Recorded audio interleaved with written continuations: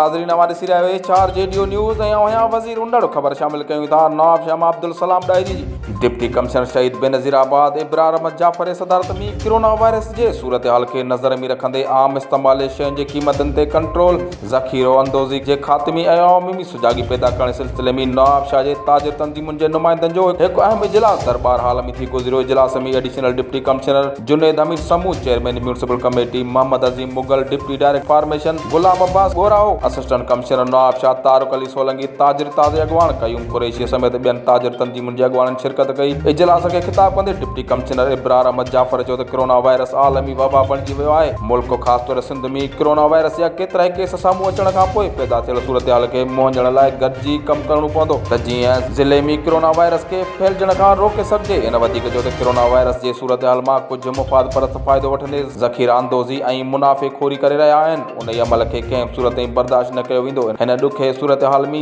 ज़िले जे आवाम खे रिलीफ फराहम करण लाइ ज़रूरी इस्तेमाल शयुनि जी घणी मिक़दार में दस्तयाबीअ खे यकीन बणाइण सां गॾु क़ीमतनि ते कंट्रोल लाइ असिस्टेंट कमिश्नर जी अॻवानी में मार्केट कमेटी, मेडिकल स्टोरनि, करियाना ऐं ताजिर ताज़े नुमाइंदनि ते मुश्तमिल कमेटी जोड़ी वई आहे। डिप्टी कमिश्नर वधीक चयो त ताजिर तंज़ीमुनि जो हमेशह इंतज़ामिया सां ताउन रहियो आहे। उमेद आहे त कोरोना वायरस जे फैलजण खे रोकण ऐं आवाम में आगाही पैदा करण लाइ पिण ताजिर तंज़ीमुनि पारां भरपूर ताउन फराहम कयो वेंदो। हिन वधीक चयो त सिंध हुकूमत पारां कोरोना वायरस खां बचाव लाइ ॾिनल हिदायतुनि ते मुकमल अमल दरामद कराइण में आवामी ताजिरनि तां मुकमल साथ ॾियनि। उन मौक़े ते ताजिर तंज़ीम जे अॻवाननि कयूम कुरैशी, राओ जावेद मलक, ज़ियाउल हक़, राशिद कुरैशी, बिलाल कुरैशी समेत ॿियनि ताजिर अॻवाननि मौजूदा सूरत हाल में इंतज़ामिया सां मुकमल ताउन करण, कोरोना वायरस खां बचाव लाइ आवाम में आगाही बेदार करण लाइ बैनर लॻाइण सां गॾु बाज़ारनि में हथ धोइण जो इंतज़ाम करण समेत ॿियनि एहतियाती उपायनि ते अमल करण जो यकीन ॾियारियो।